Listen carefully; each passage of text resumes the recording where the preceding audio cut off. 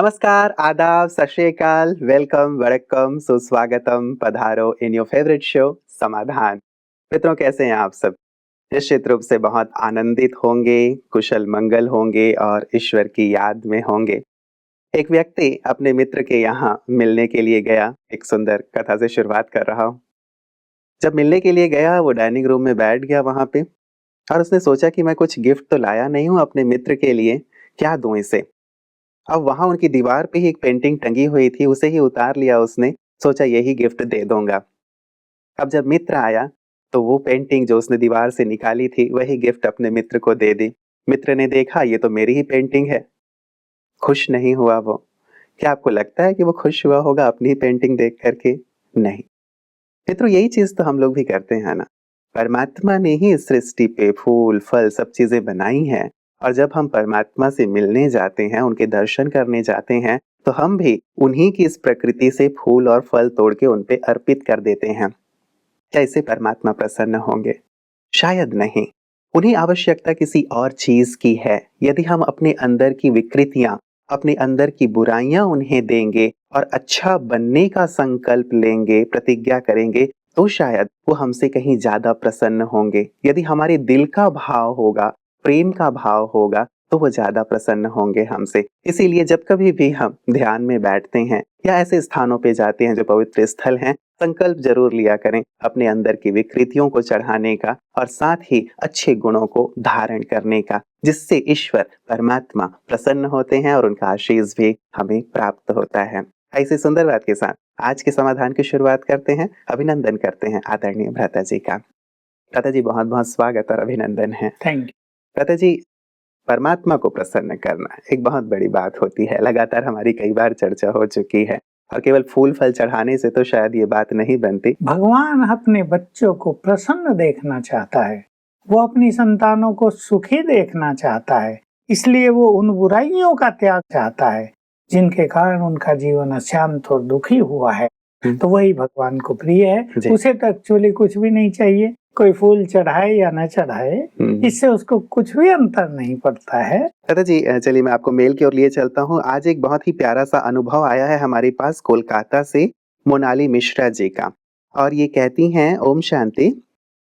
I am writing this mail is to thank you for all your guidance and blessings you have bestowed on me in my difficult period. After seeing your Samadhan program when I first decided to call you, at that moment I was not having any job in my hands. In whichever field I tried, I faced only the failure. By following your guidance, I started practicing meditation in the way in which you told me. Now the situation is that I am having 4-5 offers from different places, but I have decided to join the bank offer. Now I am going to start a new journey in my life, but the path of meditation which you have showed me will always be followed by me. Thanking you with regards, Monali Mishra, Kolkata से। ना, मोनाली मिश्रा को तो हम congratulation कहेंगे जी। बहुत अच्छा है। इनकी सफलता पर इनको बारंबार बधाई। और मैं ऐसा ही कहता हूँ कि इन्हें शिव बाबा को भोग लगवा देना चाहिए जी। क्योंकि सफलता का फाइनल श्रेय उनको ही जाता है। मुझे भी एक बात याद आ गई। आज ही सवेरे जयपुर से एक व्यक्ति का फोन आया, नाम है श्याम सुंदर, और कहा मेरी बहुत बड़ी समस्या थी बैक पेन, और इतना बैक पेन था कि मैं रात को सो नहीं पाता था। तो ये कुछ विधियां अपनाई। शायद फोन किया उसने मुझे और 2 चीजें हमने उसे बताई। मैं एक महान आत्मा हूँ, मैं परम पवित्र आत्मा हूँ। उसने इसकी प्रैक्टिस शुरू की और पहले ही दिन वो 4 घंटे सोया रात को। और आज उसने बताया मुश्किल से 1-1.5 मास हुआ होगा कि उसका बैक पेन फाइनली चला गया है। तो बहुत ही अच्छी चीज है स्पिरिचुअल पावर।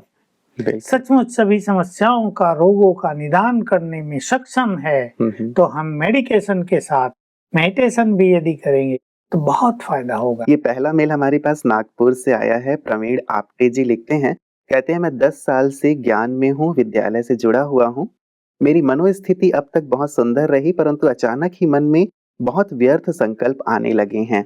मन में यदि कोई एक भी संकल्प आ जाता है तो मैं उसे रोक नहीं पाता। इसके लिए क्या सहज विधि अपनाऊं? ये समस्या बहुतों के साथ बढ़ती जा रही है क्योंकि मन बहुत कमजोर हो गया है।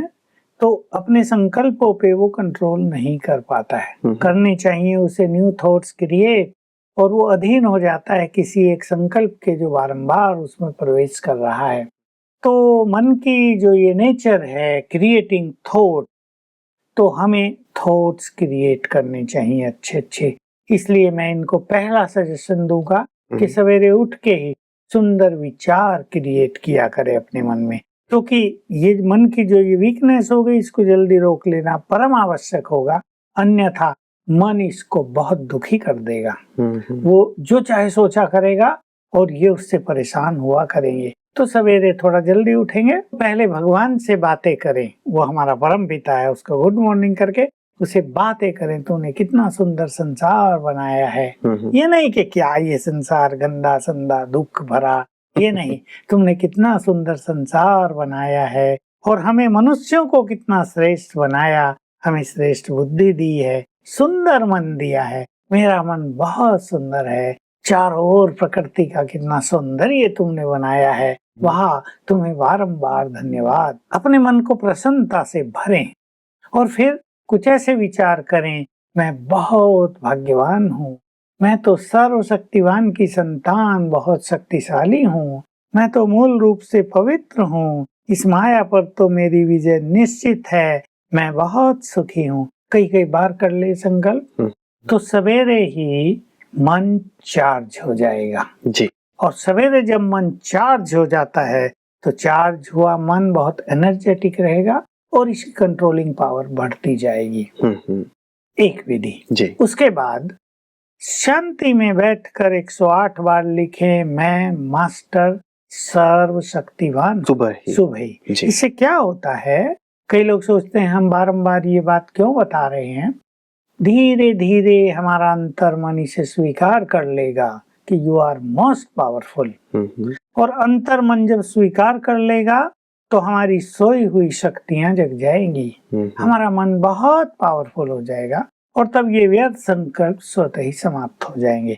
सवेरे इनको लिख लेना चाहिए और दिन में भी जितनी बार भी हो सके ये लक्ष्य बना ले, कुछ दिन के लिए ही 21 दिन का ये अपना प्लान बनाएं कि हर घंटे में मुझे 10-12 बार याद करना है, मैं मास्टर सर्वशक्तिवान हूँ, मैं स्वराज अधिकारी हूँ, मन बुद्धि का मालिक हूँ। 10 बार करे हर घंटे, केवल 21 दिन तक, तो ये बहुत पावरफुल बन जाएंगे। जिनको भी व्यर्थ की समस्या है जी, क्या यही प्रैक्टिस करें जो आपने बताया? ये बहुत अच्छी प्रैक्टिस रहेगी जो मैंने कही, सवेरे से चालू करें। स्वराज अधिकारी का भी सवेरे ही अभ्यास कर लिया करें।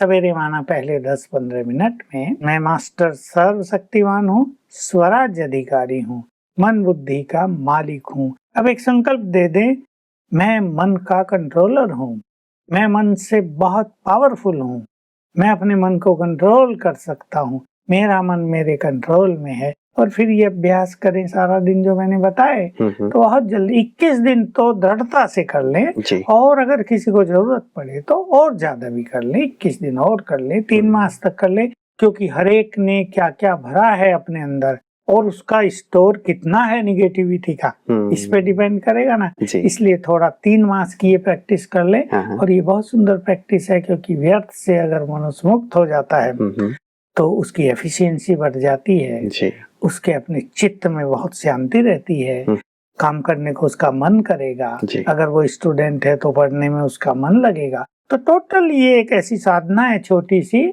जो जीवन को उज्जवल बना देती है। बिल्कुल पता जी, आजकल बहुत ज्यादा प्रॉब्लम जो हमारे पास भी आते हैं बढ़ती चली जा रही है, वो ओसीडी की प्रॉब्लम है, ये ऑब्सेसिव कंपल्सिव डिसऑर्डर की। इसमें भी व्यक्ति एक विचार उसको आ जाता है, फिर लगातार वही सोचता रहता है और बहुत ज्यादा परेशान हो जाता है। ये प्रैक्टिस करें। दूसरा, ब्रेन को एनर्जी दें, चार्ज करके पानी पिए। ब्रेन को एनर्जी देने की विधि मैं फिर बता देता हूँ। तो विधि यही है, दोनों हाथ मलते हुए 3 बार याद करें, मैं मास्टर सर्वशक्तिवान हूँ। 3 बार क्यों? ताकि हाथों में एनर्जी आ जाए पूरी, और ये शक्तियों के वाइब्रेशंस हाथों में आ गए। इसको दाएं बाएं सिर पे रख दें, आंखें बंद कर लें और फील करें ये एनर्जी ब्रेन को जाकर मेरे ब्रेन को नॉर्मल कर रही है, परफेक्ट कर रही है। यह है ब्रेन को एनर्जी देना। जिनको ब्रेन की तकलीफें हैं या इस तरह के व्यर्थ संकल्प या ये जो बीमारी आपने कही ये है, वो 10 मिनट दें। कई बार जैसे आपने लिखने की बात कही है या इस प्रकार के थॉट्स क्रिएट करने की बात है, तो ये थॉट्स क्रिएट करना कई बार थोड़ा-सा मन को अरुचिकर लगता है कि ये क्या है और क्यों करें? अच्छा, कुछ दिन करने के बाद भी यदि कुछ नहीं हो रहा होता है इफ़ेक्ट, तो भी उसमें फिर रुचि धीरे-धीरे कम होती चली जाती है और जो पिछला प्रभाव है, वही ज़्यादा हावी होता रहता है। तो ऐसे में क्या किया जाए? मानसिक स्थिति वालों की यही बहुत बड़ी प्रॉब्लम होती है। एक तो उन्हें रुचि नहीं होगी लिखने की भी। जी, जी। बहुत लोग लिख नहीं पाते हैं। मैं माताओं को कहता हूँ बच्चों को लिखाओ, तो थोड़ा-सा लिख के ऊँ-आँ करने लगते हैं, छोड़ देते हैं, मैं नहीं लिखूँगा, गुस्सा करने लगते हैं, क्योंकि ये प्रॉब्लम होती है। तो इसमें माताओं को पहले अपने बच्चों को ब्रेन को एनर्जी देनी चाहिए और कोई बड़ा है तो उसे स्वयं ब्रेन को एनर्जी देनी चाहिए। सोया है तब दे देनी चाहिए। हाथ ऐसे रख सकते हैं थोड़े पास में, टच न भी करें, भाई नींद खुले तो पास में रख दें। ब्रेन को एनर्जी देने से मन की रुचि बढ़ जाएगी और थोड़े से शुरू कर ले, भले 11 बार लिखें तो जैसे जैसे बढ़ेगा रुचि बढ़ती जाएगी। ये थेरेपी अपनाने से दवाइयों का भी असर अच्छा होगा कि ब्रेन को एनर्जी देने से बहुत सारी चीजें ठीक हो